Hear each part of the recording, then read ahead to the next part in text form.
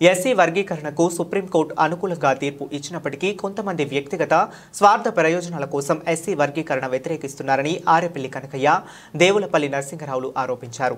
ఈ మేరకు ఫిబ్రవరి 7న జరగబోయే చెలో హైదరాబాద్ 1000 గొంతుకల లక్ష డబ్బుల సమీకరణ కార్యక్రమంలో భాగంగా సిద్దిపేట జిల్లా నంగునూరు మండల కేంద్రంలో ఏఎంసీ మండల అధ్యక్షుడు దేవులపల్లి బాలరాజు, ఎంఆర్పీఎస్ మండల అధ్యక్షుడు రాంగాదం భాను ఆధ్వర్యంలో టప్పు చప్పులతో సురేష్ కళా బృందంతో ప్రధాన వీధుల గుండా ర్యాలీతో వచ్చి బాబు జగజ్జీవన్రామ్ అంబేద్కర్ విగ్రహాలకు పూలమాలలు వేసి నివాళులు అర్పించారు. అనంతరం అంబేద్కర్ సర్కిల్ వద్ద కళాకారుల బృందంతో పెద్ద ఎత్తున ఆటపాటలతో కళా ప్రదర్శన నిర్వహించారు. ఈ సందర్భంగా నాయకులు మాట్లాడుతూ జనవరి 20న జరిగే సిద్దిపేట సభకు మందకృష్ణ మాదిగ హాజరు కానున్నట్లు తెలిపారు. సభకు మాదిగ కులస్తులు పెద్ద ఎత్తున పాల్గొనాలని పిలుపునిచ్చారు. ఎస్సీ వర్గీకరణ అయ్యే వరకు పోరాటం ఆగదని స్పష్టం చేశారు. గత 30 సంవత్సరాల నుండి జరుగుతున్న ఈ సుదీర్ఘ ఉద్యమ పోరాటంలో సుప్రీంకోర్టు అనుకూలంగా తీర్పు ఇచ్చినప్పటికీ ప్రభుత్వం కాలయాపనతో ఎస్సీ వర్గీకరణ చేపట్టకపోవడం సమంజసం కాదని మండిపడ్డారు. మేధావులు మద్దతు ఇచ్చినా ఈ వర్గీకరణకు అడ్డుకోకుండా సహకరించాలని కోరారు. ఫిబ్రవరి 7వ తారీఖున జరగబోయే లక్ష డప్పులు 1000 గొంతుక కార్యక్రమంలో భాగంగా ఈరోజు నంగునూరు మండల కేంద్రంలో కళా ప్రదర్శన కార్యక్రమం జరిగింది. అదేవిధంగా 20 తారీఖు రోజున సిద్దిపేట గడ్డపైకి గౌరవశ్రీ మందకృష్ణ మాదిగ అన్న గారు రావడం జరుగుతుంది. కావున మన నంగునూరు మండలం పక్షాన పెద్ద ఎత్తున మాదిగ ఉపకుల సభ్యులందరూ పెద్ద ఎత్తున హాజరు కావాలి. అనంతరం ఫిబ్రవరి 7న లక్ష డప్పులు 1000 గొంతుల కార్యక్రమానికి మనం విజయవంతం చేసేందుకు పెద్ద ఎత్తున డప్పును చంకనేసుకొని తరలి వెళ్ళాలి. ఏదైతే తెలంగాణ రాష్ట్రంలో ఏబిసిడి వర్గీకరణ అమలయ్యేంత వరకు మనమందరం ఏకతాటిగా ఉండి మనమందరం వర్గీకరణ సాధించేందుకోసం మనమందరం పాల్గొనవలసిందిగా కోరుతున్నాము. ఏదైతే మనం సుప్రీంకోర్టు తీర్పునిచ్చినప్పటికీ కాలయాపన చేస్తున్నటువంటి ఈ ప్రభుత్వానికి బుద్ధి చెప్పేందుకు మనం ఇందాక పెళ్లి తప్పుడు మాత్రమే కొడుతున్నాం, చావు తప్పు కొట్టేంత వరకు చూసుకోదు. అందు గురించి త్వరగా ఏబిసిడిని అమలు చేయాలని చెప్పేసి కోరుకుంటున్నాము. ఫిబ్రవరి 7 తారీఖు జరిగే లక్ష దప్పులు 1000 గొంతుల సభకు నంగునూరు మండలంలో ఉన్నటువంటి మాదిగ బిడ్డలంతా కదిలి రావాలని ఈ సందర్భంగా విజ్ఞప్తి చేస్తున్నా. మరి ఏబిసిడి వర్గీకరణ సామాజిక న్యాయం, భారతదేశం అత్యుత్తమైన న్యాయస్థానం సుప్రీంకోర్టు కూడా వాళ్ళ ఏబిసిడి వర్గీకరణ సమంజసమైందని తీర్పునిచ్చింది.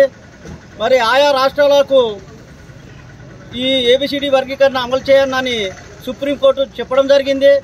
మరి రాష్ట్ర ముఖ్యమంత్రి రేవంత్ రెడ్డి గారు ఈ వెంటనే ఏబిసిడి వర్గీకరణ అమలు చేయాలని ఈ వేదిక ద్వారా విజ్ఞప్తి చేస్తున్నాం.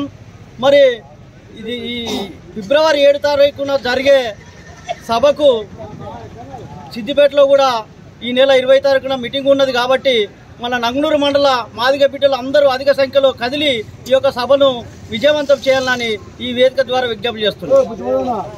ఈరోజు మండల కేంద్రమైన నంగునూరు గ్రామంలో మరి కళాకారుల బృందంచే మరి గొప్ప కార్యక్రమాన్ని నిర్వహించడం జరిగింది.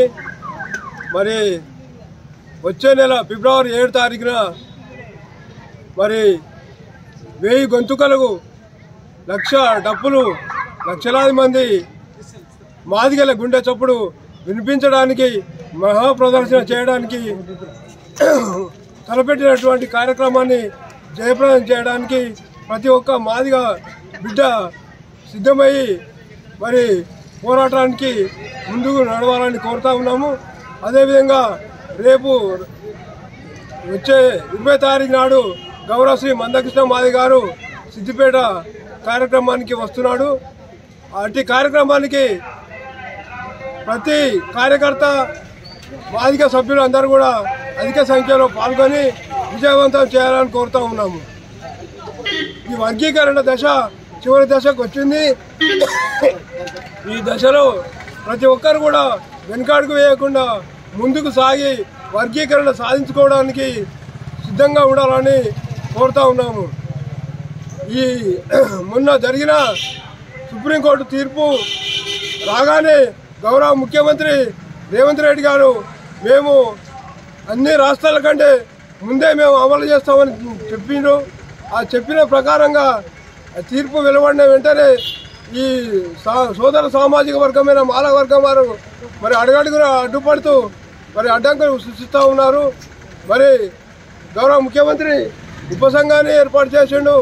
అదేవిధంగా ఏకసభ్య కమిషన్ మరి ఏర్పాటు చేసి ముందుకు పోతున్న క్రమంలో మరి మాల వర్గం వారు మరి సంపన్న వర్గమైన వినోద్ వివేక్ కుంటభూమి వారు వాళ్ళు